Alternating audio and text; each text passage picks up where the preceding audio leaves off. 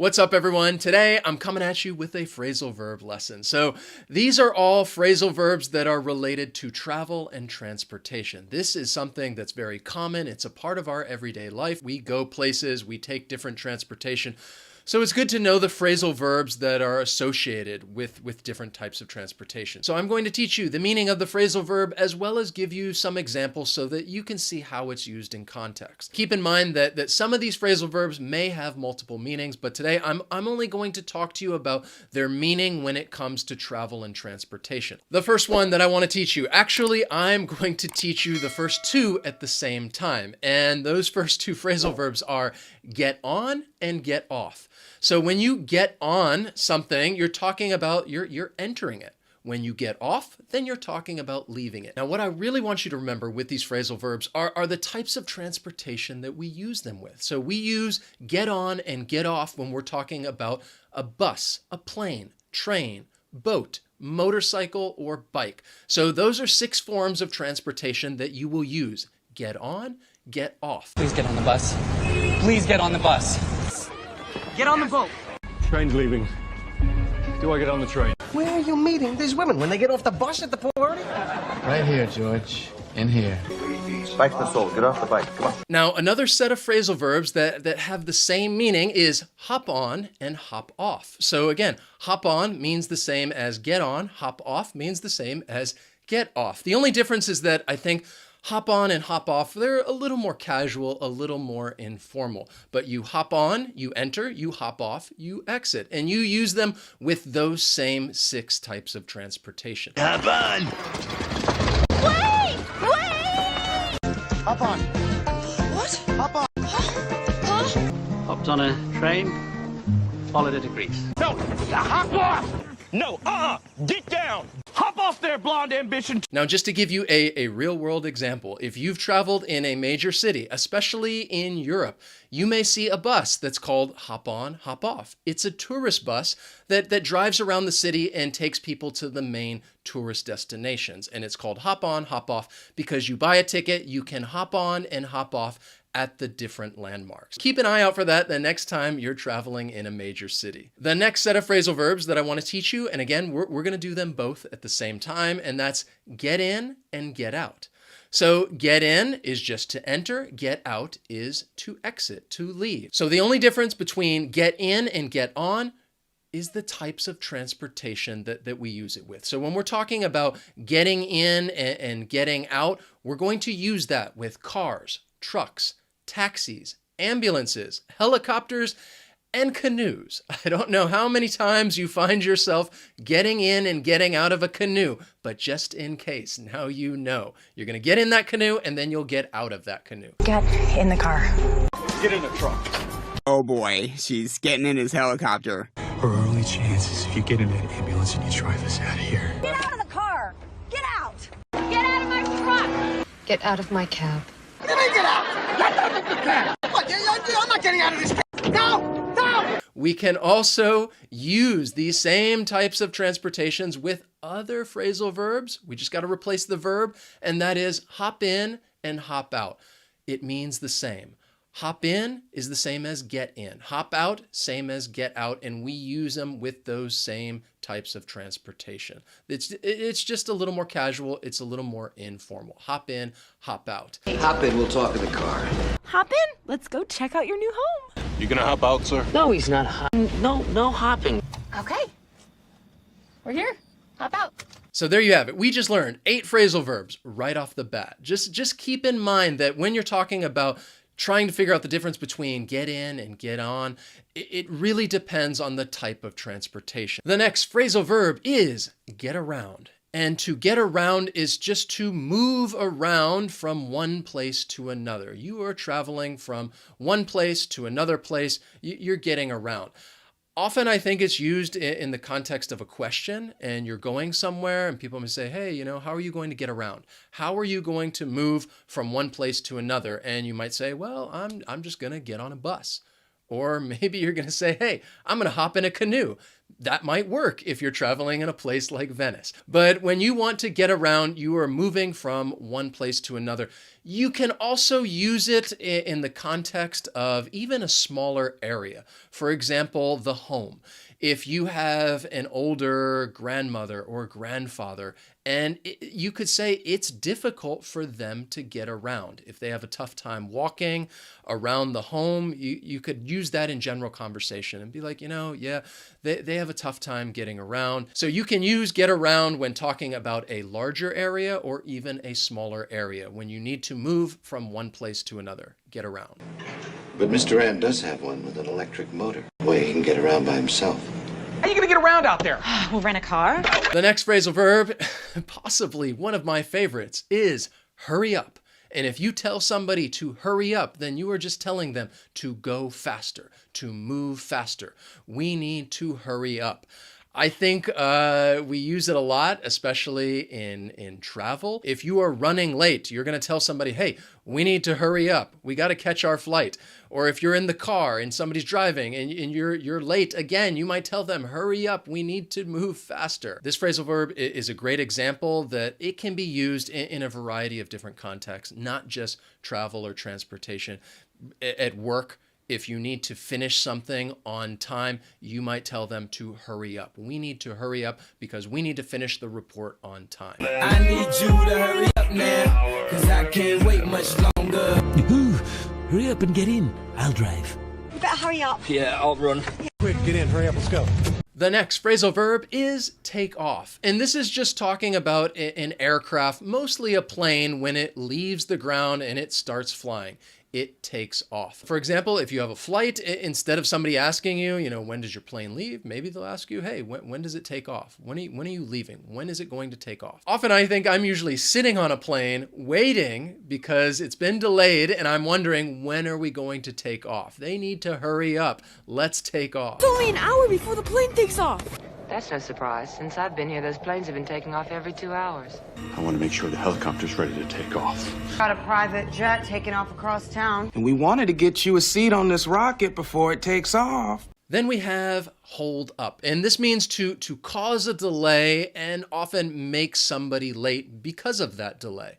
So when talking about travel and transportation, I think of traffic. And if somebody shows up late for something, they may tell the other person, look, I got held up in traffic. That's why I'm late, because I was held up in traffic. Often I think this verb is used in the past tense because you're already late and you're telling somebody why you're late. So you were held up by something. And you can use this phrasal verb when talking about most things that have caused a delay. And you were held up maybe by someone or you were held up by something. For example, maybe you arrive home late and you could tell your husband or wife, I was held up at work. And if you arrive late to work, then you could tell your boss, hey, I was held up in traffic. Those are some good excuses. Frank's late. Must have been held up in traffic. Oh, no, he got held up at work. Then you can go and look for him. Or you can stick with us as long as you don't hold us up. The next phrasal verb. Actually, I'm going to teach you another set of phrasal verbs, and that is check in and check out. I think many of you are probably familiar with these two phrasal verbs because it's talking about hotels or a hospital. So for example, you check in to a hotel. That just means that you arrive somewhere that you've made arrangements to stay there. You check into a hotel. You can also check into a hospital if you're sick and you need to go and stay there for some time. When you leave, then you would check out of the hotel, and that means you're leaving after you have paid the bill to check out. You can also check out of a hospital once the doctor gives you permission to leave. Check in, check out. Are you checking in, sir? No, I don't check in. I need to check myself in. I just checked myself out of a mental hospital. No, Mr. Richard, I can't find her. She checked out of the hotel. The next phrasal verb, buckle up. And this just means to fasten your seatbelt in a car or in a plane. It's a smart, safe thing to do. I think everybody should buckle up. We're going to need to buckle up before we take off, sir. All right, boys, buckle up! Then we have cut off. Usually this phrasal verb is separable, and you would cut someone off. And when you cut someone off, it means that you are blocking their way, especially trying to keep them from going somewhere. You cut them off. I think it's used a lot when people are driving and somebody cuts you off. Or if you're driving the car, you'd say, oh man, that person just cut me off. They blocked my way and I can't get around them. To cut someone off. It's not good to cut people off. People get very angry. They might get filled with a lot of road rage. Now, this is an extra one for you. Road rage is just an expression used to talk about someone who is very angry when they're driving. It's not good to have road rage because it's not good to be angry. It's not safe to be angry. But if you do get road rage, make sure you buckle up. Hey, you cut me off! What? Turn down your radio. I'm driving in my car. Somebody cut me off. I think to myself, I could just kill that guy, but I don't. Whole unit, cut him off on Elm, now! Then we have speed up, and this just means to move or happen faster. Again, I think of driving. You're in a car, you might need to speed up, and the car needs to go faster. So if somebody has cut you off, then you might be upset, and you will speed up, and you'll try to pass that person. Not saying that's what you should do, but again, just make sure you're buckled up. The opposite of speed up is our next phrasal verb, and that is just slow down. And that means to happen or move slower. Speed up, slow down. Again, I think they're pretty common because we use these quite often, especially when you're driving and you might tell somebody, if they are speeding up, you might tell them, hey, slow down. Who cares if that person cut you off? You don't need to be angry, no road rage. You don't have to speed up and pass them. Let's just slow down. Let's take it easy. Doesn't seem like it, does it? Slow down! That was a lot of fun. I'd like to get off now. Slow down. The reason why I didn't tell you that I was going to teach them as a set is because the verbs are different. I think this is when phrasal verbs can be pretty confusing, that if somebody learns the phrasal verb speed up, they may instinctively want to think that, well, the opposite is probably speed down. But that's not always the case, so I wanted to point that out, that these verbs are different. Speed up, slow down. The next phrasal verb is pick up. And again, often I think it's separable and you would pick someone up. And when you pick someone up, it just means that you are going to get someone at a specific location that you've arranged, you've made plans to go get them, and then you're going to take them somewhere in a vehicle. You would pick them up. So you could pick someone up and take them to school. You could pick someone up and take them to work, take them to the library, and you are just taking this person to a different location, to pick someone up. So you'll pick me up tonight at 7:45? I'm supposed to pick her up next Sunday. April 12th, 3:42 p.m., picking my girlfriend up at the mall. Now, after you pick someone up and you take them to wherever it is that they need to go, you're probably going to drop them off. And that is our next phrasal verb, to drop off. And when you drop someone off, it means that you are leaving somebody at a particular location, usually with you not getting out of the car. So you stay in the car and you would drop someone off. So you might pick up your friend and drop them off at work. You could pick up your husband or wife and drop them off at home. So remember, you would pick someone up and then you would drop someone off. She just dropped me off. Would you please take us to the next corner and drop us off? Yeah, a spaceship drop off. Don't focus on the wrong part of the story, brother. Then we have connect through. So this phrasal verb is all about flying. And what it's talking about is that you are stopping at a location, kind of an intermediate location, as you continue traveling to your final destination. So when you're flying, it's not often that we fly directly from one place to the other.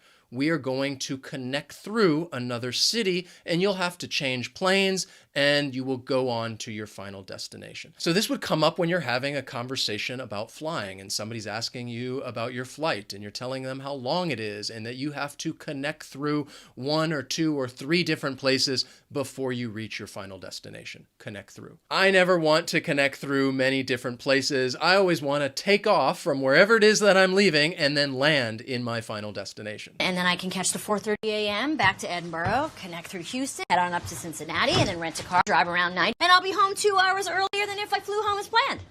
The next phrasal verb is see off. Again, this is often separable, and you would see someone off. You're talking about a person in that case, to see someone off. And when you see someone off, it means that you are going with another person or maybe a group of people to an airport or to a bus station to say goodbye.